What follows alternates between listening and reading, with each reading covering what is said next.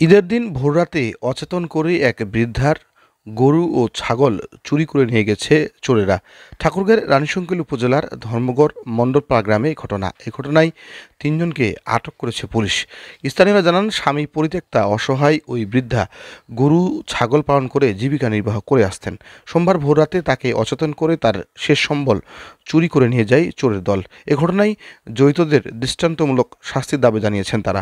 চেতনানাশক মিশাই খাওয়ানোর পর অত্যন্ত গরিব মানুষ, তার একটা গরু ছিল, কয়েকটা ছাগল ছিল, তার ছেলে সন্তান কেউ নাই। যাওয়া অনাকাঙ্ক্ষিত ঘটনাটি একজন নিঃস্ব অসহায় বিধবা মহিলা যার কোনো সন্তান নাই, তাকে চেতনানাশক খাইয়ে তার সর্বস্ব লুটে নেওয়া এই নেক্কারজনক ঘটনা।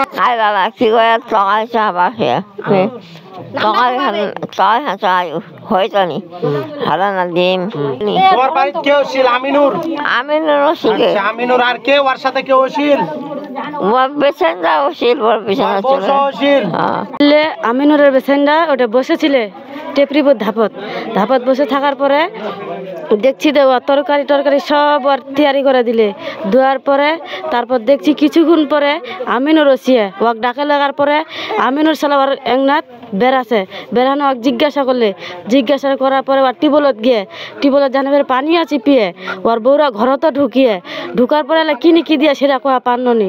তারপরে সাইন করে ফের ওসিয়ে একবার এনে দেখে বেলা ডুবে চলে যাওয়ার পরে ঘটনা দেওয়া কি করি কি খিলাইল সেটা আমার কোয়া পাননি, কিন্তু পানির দিয়ে মিশাই আর কাপড়ত কোনো শরীরত কাপড় ছিলেনি।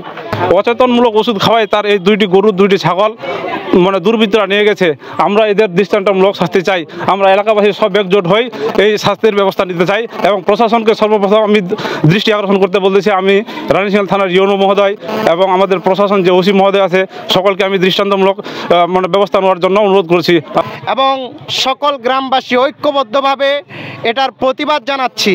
আমরা থানাকে প্রশাসনকে 24 ঘন্টার আলটিমেটাম দিচ্ছি।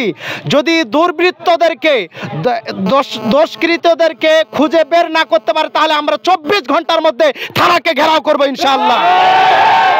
এই দোষীদেরকে বের করতে হবে এবং এদেরকে দৃষ্টান্তমূলক শাস্তির আওতাভুক্ত করতে হবে।